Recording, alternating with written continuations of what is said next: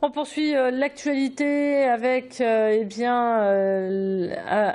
l'homme, puisque l'un des deux suspects à l'homme est toujours en fuite. Hier, un gérant d'une station de lavage d'automobile a été tué à l'arme automatique dans une courée de l'avenue de Dunkerque. La victime, connue des services de police, a reçu 2 balles, l'une au niveau de l'épaule, l'autre au thorax.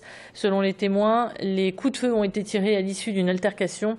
Hier soir, l'un des deux suspects s'est constitué prisonnier au commissariat de Villeneuve-d'Ascq. Il est actuellement en garde à vue. La police judiciaire de Lille a été chargée de l'enquête. Roger Vico, le maire de l'Homme, s'est dit choqué par une telle violence. Surprise et même stupéfaction, c'est plus qu'inhabituel, c'est unique, exceptionnel.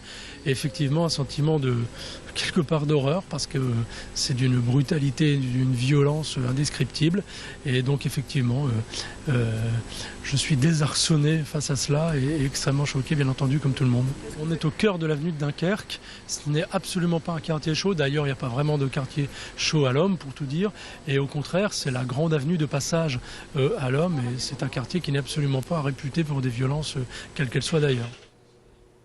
L'une des pistes les plus probables serait un règlement de compte, mais certains n'osent pas l'évoquer. Une situation qui fait bondir Olivier Berton du syndicat Alliance. Ce qui est bizarre, c'est que voilà, on n'appelle pas, les mêmes faits ne sont pas qualifiés de la même manière. C'est-à-dire quand c'est à Marseille, on dit règlement de compte. Quand c'est à Lille, on dit un homme tué par balle. Bon, ouais, on a presque même l'impression que c'est un dommage collatéral ou que c'est à la limite accidentel. Quand même, je sais pas, je vois pas comment on peut appeler différemment un règlement de compte, c'est un règlement de compte. Hein. Moi, m'avancer sur le passé de cet individu, voilà, ça restera quelque chose qui sera une interprétation policière qui ne satisfait pas le pouvoir, voilà, ou le pouvoir public.